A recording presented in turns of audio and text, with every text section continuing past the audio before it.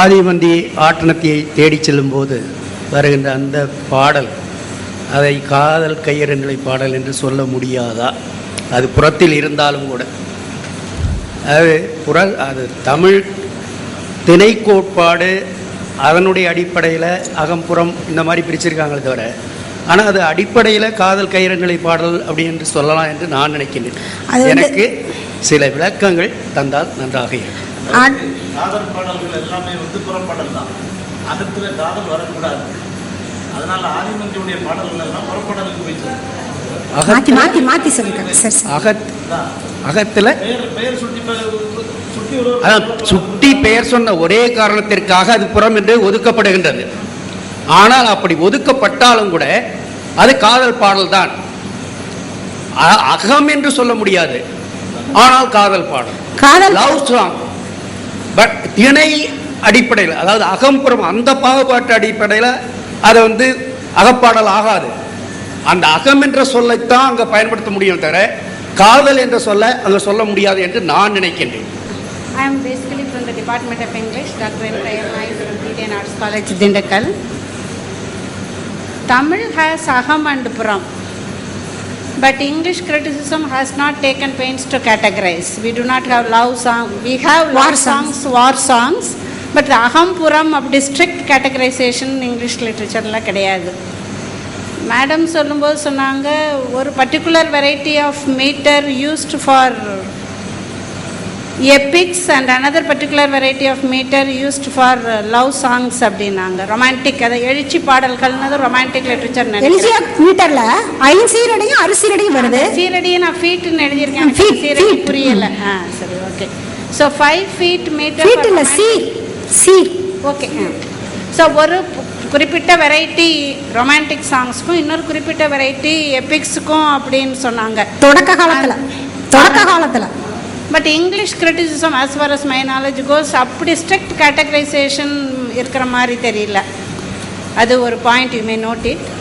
ரெண்டாவது question elegiac themes are not considered as Akam. Maybe according to இப்போ sir சொன்ன மாதிரி திணை, ஏதோ உரி, அது இது தமிழ் கேட்டகரைசேஷன் படி இருக்கலாம். Why not to consider? Now, this is maybe my question to the great critics of Tamil classification and literature. ஏன் கையறு நிலை பாடல்களையோ அல்லது அந்த ஒரு பெண் ஆணை இழந்தோ அல்லது ஆண் பெண்ணை இழந்தோ வருந்துவது அது பர்சனல் ஃபீலிங் இல்லையா? எனிதிங் சப்ஜெக்டிவ், பர்சனல், இமோஷனல் நாங்கள் ரொமான்டிசிசம் கன்சிடர் பண்ணுறோம். What ever is romantic is basically very personal, தனிப்பட்ட உணர்வுகள் தான். எலிஜியாக் தீம்ஸும் தனிப்பட்ட உணர்வுகள் தான். அப்படி இருக்கும்போது தனிப்பட்ட உணர்வுகளை பேசக்கூடிய அந்த எலிஜியாக் சாங்ஸை ஏன் அகத்தில் கன்சிடர் பண்ணக்கூடாது? அதாவது தமிழ் அகம்னு சொன்னேன். தமிழ் இலக்கியத்தில் ஒரு அகமரபுங்கிறது ஒரு எஸ்டாப்ளிஷ்டு ஃபேக்டர். அதில் பெயர் சுட்டி நீங்கள் உங்களுடைய துயரங்களை, உங்கள் காதல் உணர்வுகளை, காதல் இழப்பு உணர்வுகளை பேசக்கூடாது அப்படின்னு வரையறை செய்துட்டாங்க. அதுக்கு மேலே சார் சொன்னால் ஆட்டனத்தி ஆதிமதி வருத்தம்லாம் அதில் இருக்குது. ஏன் அதை காதல்னு சொல்லக்கூடாது, பிரிவு துயர், எலிஜின்னு சொல்லக்கூடாது அப்படிங்கிறாங்க. இருக்குது, ஆனால் ஒரு மரபுன்னு வச்சுருக்காங்க. அந்த மரபுக்குள்ளே பார்க்கும் பொழுது அதை இங்கே எலிஜியாக் சாங்ஸில் கொண்டு வர முடியல. பாலினில பிரிவு பாடல்கள் தான் தமிழ் இலக்கியங்களில் அதிகம். எல்லாமே குறிஞ்சி, முல்லை, மருதம், நெய்தல், பாலை எல்லாமே பார்த்தீங்கன்னா முடிவில் அந்த பிரிவின் உணர்வுகள் தான் பாடப்படுகின்றன, பேசப்படுகின்றன. அது எந்த பிரிவாகவும் இருக்கலாம், பேசப்படுகிறது. அந்த மரபு அப்படிங்கிறதுக்கு நம்ம கன்வென்ஷனல் லிட்ரேச்சர் இல்லவா, அதனால தான் அந்த கிளாசிக்கல் லிட்ரேச்சர் தகுதியை கொடுத்துருக்கோம். அந்த மரபுக்கு மிகவும் முக்கியத்துவம் கொடுக்கின்ற நிலையில் இது எலிஜியாக் சாங்ஸ் என்ற வகைக்குள் தான் வர முடியும். மரபுக்குள்ளதான் நம்ம பேசுறோம். ஆனா அதை வச்சுதான் இந்த கிளாசிபிகேஷன் மரபுக்குள்ள தான் பேசுறோம். இப்போ இரண்டுமே கிளாசிக்கல் லாங்குவேஜஸ் தான், கிரீக்கும் சரி தமிழும் சரி. ஆமா, கிரீக்ல அந்த அதாவது இன்னும் சொல்ல போனா உங்க பேப்பரினுடைய ஹைலைட், அந்த த்ரஸ்ட் ஆஃப் த பேப்பரே 2 டைப் ஆஃப் எலிஜிஸும் கிளாசிஃபை பண்ணி பார்க்கும்போது Tamil strict categorization are rather water tight compartmentalization பண்ணியிருக்காங்க. அகம்னா இப்படி தான் இருக்கணும்னு ரொம்ப ரூல்ஸ் வச்சுருக்கோம், ட்ரெடிஷ்னலாக பிரிச்சுருக்கோம்.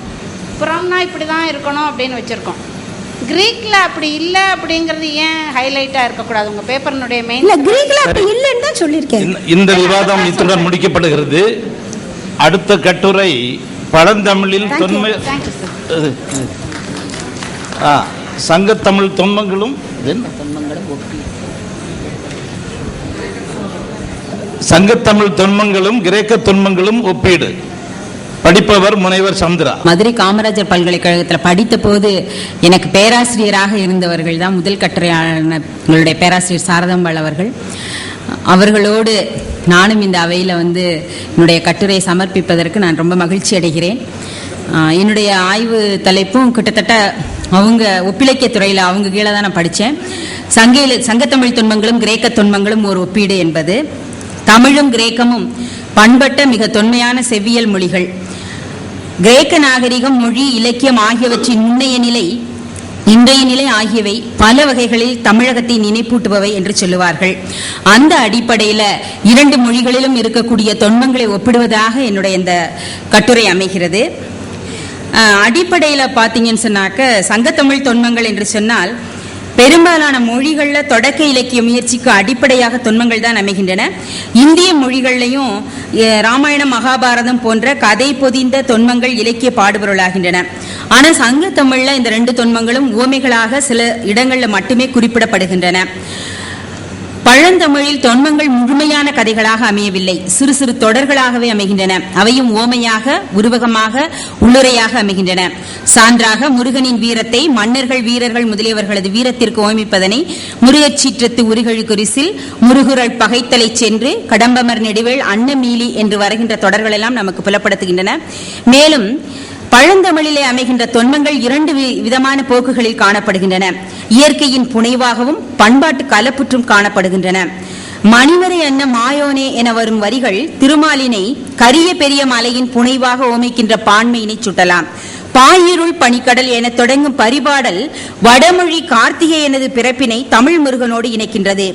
இவ்வாறு இயற்கை புனைவின் அடிப்படையில் அமைகின்ற இந்த தொன்மங்கள் பண்பாட்டு கலப்புற்று வளர்ச்சியடைந்த முறைமையில் உள்ளன. சில பொழுது இத்தொன்ம வளர்ச்சியின் தொடர்ச்சியினை பழந்தமிழில் காண முடியவில்லை. எனினும் பிற்கால இலக்கியங்களில் சில தொன்மங்கள் இடம்பெறுகின்றன. அதாவது பழந்தமிழில் இருக்கக்கூடிய தொன்மங்களை இயற்கை புனைவு, இலக்கிய உத்தி, படிம தொடர்பு, பண்பாட்டு கலப்பு என்று நான்கு வகைகளாக அமைவதனை நோக்க முடிகிறது. ஆனால் கிரேக்க தொன்ம கதைகள் இலக்கிய துறையில் புகழ் பெற்றவை. கிரேக்கர்கள் வாழ்வின் அனைத்து துறைகளிலும் சமயத்தை இணைத்து வாழ்கின்றனர். அவர்களுடைய கட்டிடக்கலை, இலக்கியம், ஏனைய கலைகள் அனைத்தும் தொன்மம் தொடர்பாக விளங்குகின்றன. கிரேக்க தொன்மங்களில் இடம்பெறும் கடவுளர்கள் மனிதர்களை போன்ற பண்புகளையும் குறை நிறைகளையும் உடையவர்கள். மனிதரை போன்ற கடவுளரை படைத்துக் கொண்ட கிரேக்க சமயத்திற்கு இணையான ஒரு சமயம் உலகில் இல்லை என்று கூறுவார்கள். மேலும் கிரேக்க கடவுளருக்கோ ரோமானிய கடவுளருக்கோ இன்று ஒரு கோவில் கூட இல்லை. ஆயினும் கிரேக்க கடவுளருக்கு என்றும் அழிவில்லை. கிரேக்கர் தம் தெய்வங்களை பற்றி உருவாக்கியிருக்கும் தொன்மங்கள் உலக வரலாற்றில் நிலைக்கும் வரை அத்தெய்வங்களுக்கும் சாவில்லை என்று கூறுவார்கள். கிரேக்க சமுதாயத்தில் பரவலாக பெருமதிப்பு பெற்றிருந்த இந்த தொன்மங்கள் கிரேக்க இலக்கியத்தில் பெரும் பங்கு பெறுகின்றன. ஹோமரின் காப்பியங்களில் காப்பிய வீரர்களுக்கு இணையாக தொன்ம கடவுளரையும் பங்கு பெறுவதை காண்கின்றோம். கிரேக்க நாடகங்கள் தொன்மங்களையும் சமய சடங்கில் இடம்பெறும் குழுப்பாடல்களையும் அடிப்படையாக கொண்டவை. தனிநிலை கவிதை துறையின் தொடக்க நிலை கவிஞரான ஹீசியட் கவிதைகளில் சமயம் சார் தொன்மங்கள் மிகுதி. தியாகினி என்ற ஹீசியட்டின் நூல் கிரேக்க கடவுளரின் பட்டியலை அமைத்து தந்ததோடு அக்கடவுளரின் குடும்ப உறவுகளையும் தெளிவையும் ஏற்படுத்துகிறது என்று சொல்லலாம். அதாவது கிரேக்க தொன்மங்கள் கதை கூறுகளுடன் விளக்கமாக அமைகின்றன. இந்த சங்க கிரேக்க தொன்மங்களை ஒப்பிடுகிற போது அடிப்படையான சில ஒற்றுமை கூறுகளையும் வேறுபட்ட கூறுகளையும் நாம் நினைவில் வைத்துக் கொள்ள வேண்டியிருக்கிறது. மிக பழைய நாகரிகங்களில் இடம்பெறக்கூடிய கிரேக்கமும் தமிழும் அவ்வவற்றிற்குரிய தொன்ம களஞ்சியங்களை பெற்றுள்ளன. ஒப்புமையுடைய பழக்க வழக்கங்களையும் பண்பாடுகளையும் நம்பிக்கையையும்